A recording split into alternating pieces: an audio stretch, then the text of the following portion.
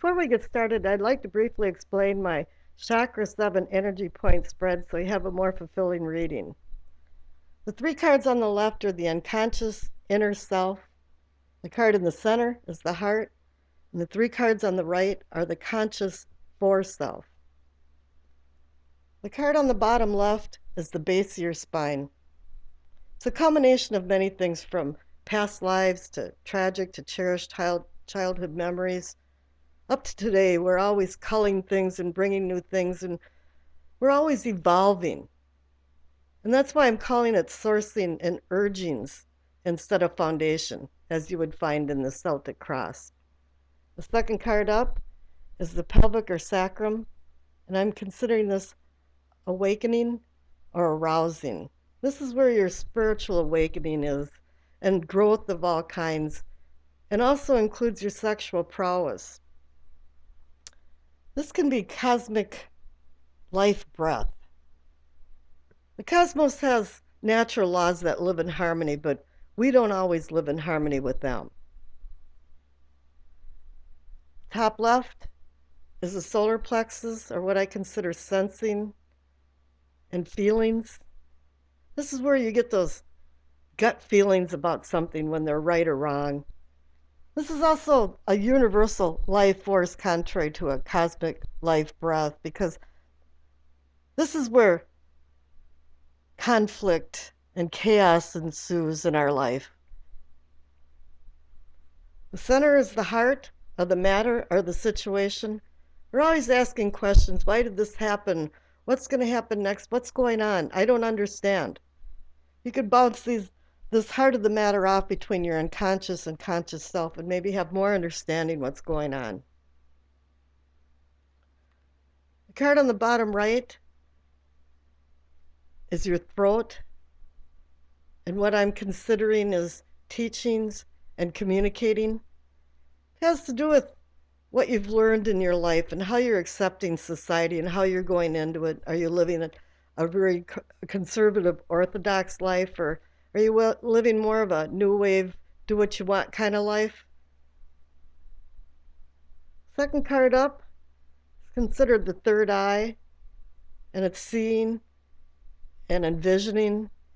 It's more of bringing things out of a linear to a three-dimensional perspective. The third eye is our pineal gland in the center of our brain, and it's activated by light, so this can also be considered enlightenment. The card on the top right is the crown, or knowing and understanding. You can have a lot of knowledge, but if you cannot apply it wisely, it's not wisdom. Then I'll be putting a card on the left to represent the past, and a card on the right to represent the future. And underneath each card, each main card, is a miniature Rider-Waite for clarification. I'm going to do something a little bit different here now because the readings become very stressful and draining to me because I have 2 lamps on my right side that I have to maneuver by. I have the computer and all the wires on the left. I've got a camera in front of me, and I'm trying to talk into a stationary microphone. And then I have to have monkey arms to be able to reach all the cards and manipulate the cards. And at the same time, I'm trying to do the reading. And I just don't think I've been giving good readings because of this. So I'm just going to spread out all the cards, and I'll do subtitles where necessary so you don't get lost. And I think this will really enhance my readings. Hi there, Scorpio. Welcome to the Winds of Jupiter March 2017 tarot reading. At the base of your spine for sourcing and urgings, receive the 6 of Wands, the card of celebration. You are the victor of some type of competition or contest. But I have the feeling that there was many talents involved in it, like an Olympic triathlon where you had to run, swim, shoot better than anybody else. And now you're being honored for your prowess and your victory. But it wasn't an easy victory because the clarification card is the 5 of Wands, the card of conflict. Of course, it's only natural that there's conflict in any competitive arena, but here it seems to have more meaning where when you succeeded, you were walking up the ladder of success and you had to step on people's faces or leave them in the dust. And I'm also feeling that was the game played fairly or judged fairly? Here in your pelvic or sacrum for awakening or arousing, receive the Ten of Swords, the Sorrow card. Something happened that's keeping you up at night. There's worry and anxiety surrounding you, and perhaps there's some remorse and regret involved in what happened. But regret doesn't make reality. And you have to come to terms with what happened and accept what happened so you can move on in your life. The clarification card is the Queen of Wands. She's an excellent mentor, but she's fire energy, impulsive energy, and she's the one queen that wants you to review where you came from, where you're at now, and where you're going, and associate it to consequences. Because obviously there's been some negative consequences involved in your prior actions with the Ten of Swords there. In the solar plexus for sensing and feeling, you have the Ace of Wands. It's kind of like heaven is giving the earthly plane a message of good fortune. It's about undertaking a new adventure. But as with any ace card, it's only a promise. It's really up to you to sit in front of the drawing board and start scribbling out your plans, making sure you're ready for the challenge of a new beginning. Now the clarification card is the King of Swords. He's about not letting emotions get involved in the logic of making decisions, and I think that's warning you for the new beginning of the Ace of Wands, is not to let your emotions get involved in any decision making. He's also about warning you to look at details and recheck details and things because things might have been overlooked.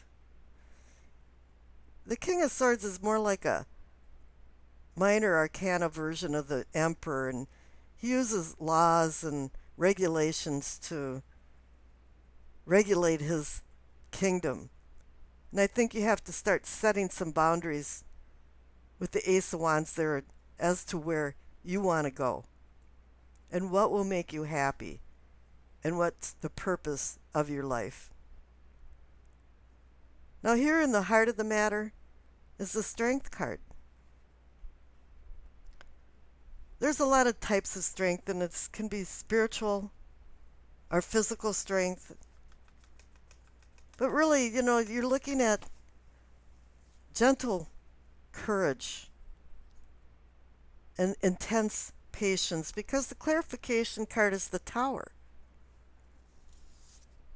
Something happened. There was some type of circumstances that changed everything completely.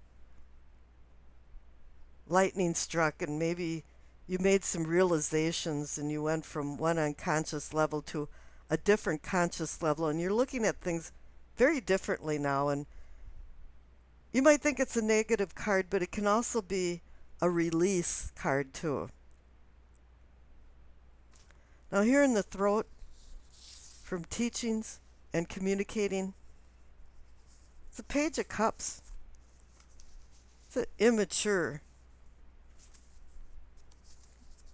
boy or man or girl or woman, but lives in a fantasy land and lives with the head in the clouds and your feet not on the ground. You have rose-colored glasses on and you're doing escapism. You're trying to get away from things in reality. It's also about bringing in ideas and messages. Something that's connecting you to your unconscious mind. But then this Page of Cups can be more of like a crybaby and trying to avoid discourse, like a child. I don't like this, so I'm just going to cry. But the clarification card is a warning. It's the Queen of Pentacles. She's about practical matters and having a grip on reality. So it's telling you to take your head out of the clouds and put your feet back on the ground. Now here in the third eye, or the seeing or envisioning, you see the Nine of Wands. You have a lot of Wands energy, a lot of Fury energy. You've got the Five and Six of Wands, you got the Queen of Wands, you got the Ace of Wands, and now you got the Nine of Wands. And this is about you've been through a lot of battles. You're wounded and hurt, and you're tired, and you're taking a respite. This is a time out. But there's more battles to be fought. And now the clarification card is the Death card. It's transformation. It's getting rid of things that no longer serves you. You can't kick and scream about change, because if you do, it's going to cause loss. It's beckoning for some kind of conclusion. And I think with the Tower card there too, yes. And you having to let things go from the Ten of Swords, you want some type of conclusion. And you can be the phoenix rising from the egg-shaped ball of myrrh that went into flames. But this is transitioning it into a new chapter in your life. The Nine is a completion card. You're almost at the finish line and you're ready to leap across it, and now you're transforming. You're seeing things differently. Not the crown from knowing and understanding is the Two of Pentacles. It's about balancing affairs, but the number 2 to me means decisions. But he's playing off the Devil card as the clarification card, and wow, you know, the Devil card is about avarice and coveting things, and here it's pointing out that there's a lot of pitfalls involved in the decisions that you can make, and you could really make the wrong decision and go into some type of addiction or obsession that puts you into bondage. So it's telling you to make wise decisions. And the past card is the King of Pentacles. You received a lot of court cards, so there must be a lot of people involved in this. You've got the King of Pentacles, the Queen of Wands, the King of Swords, lots of kings. You've got the Page Cup, you've got Page of Cups, you've got the Queen of Pentacles. So it's, you know, you've got a big audience and a lot of supportive people, or at any rate, people involved in it. Now your past card is the King of Pentacles. It's like you've ran your life in the past like a CEO would run his company. The funny thing about him being the king of money and the king of material things is that he's not very materialistic really at all. It's that he just has the knack of making it and the pleasure of luxury. And the future card is the Ace of Cups. You're given a new lease on your emotions and allowed to manifest deeper bonds between lovers, family, friends. There isn't a lot of cups but the Page of Cups in this, so it's now saying that, yeah, you're going to get rid of this frivolous feeling that the Page has been bringing into your life and putting your feet back on the ground and finding more solid relationships and deeper felt heart relationships, or heartfelt relationships.